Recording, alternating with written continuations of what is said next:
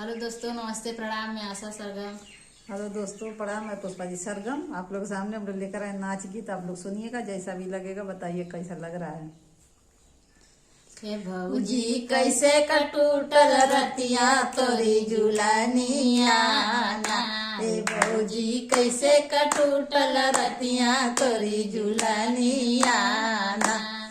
ओ झुलनिया ना, ओ झुलनिया ना, ओ झुलनिया ना। हे भौजी कैसे कटूटल रतिया तोरी झुलनिया ना। हे भौजी कैसे कटूटल रतिया तोरी झुलनिया ना।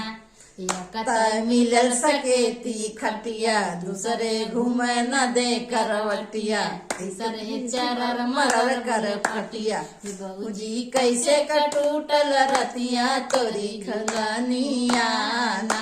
हे भौजी कैसे कटूटल रतिया तोरी झुलनिया ना।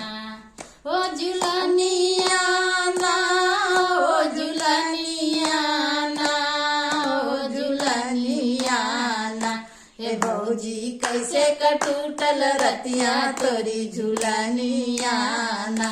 हे भौजी कैसे कटूटल रतिया तोरी झुलनिया ना। हो रात का भयल हुमी का हुम्मा, दोनों गाले पर चुम्मा। रात का भयल हुमी का हुम्मा, दोनों गाले पर चुम्मा। हे नंदा वैसे कटूटल रतिया मोरी झुलनिया ना। हे नंदा वैसे कटूटल रतिया मोरी झुलनिया ना। हे भौजी कैसे कटूटल रतिया तोरी झुलनिया ना। हे भौजी कैसे कटूटल रतिया तोरी झुलनिया ना। हे झुलनिया ना, ओ झुलनिया ना, ओ झुलनिया ना। हे भौजी कैसे कटूटल रतिया तोरी झुलनिया ना। हे भौजी कैसे कटूटल रतिया तोरी झुलनिया ना। एकता मिलल कर सकेती खटिया, दूसरे घूमे न दे करवटिया, तीसरे जरर मरर कर पटिया। हे भौजी कैसे कटूटल रतिया तोरी झुलनिया ना। हे भौजी कैसे कटूटल रतिया तोरी झुलनिया ना। रात का भैया हुमी का हुम्मा, दोनों गाले पर चुम्मा। रात का भैया हुमी का हुम्मा, दोनों गाल पर चुम्मा।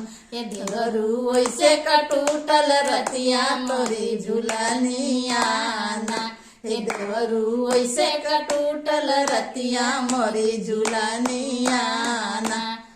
ओ झुलनिया ना, ओ झुलनिया ना, ओ झुलनिया ना। हे भौजी कैसे कटूटल रतिया तोरी झुलनिया ना। हे भौजी कैसे कटूटल रतिया तोरी झुलनिया ना।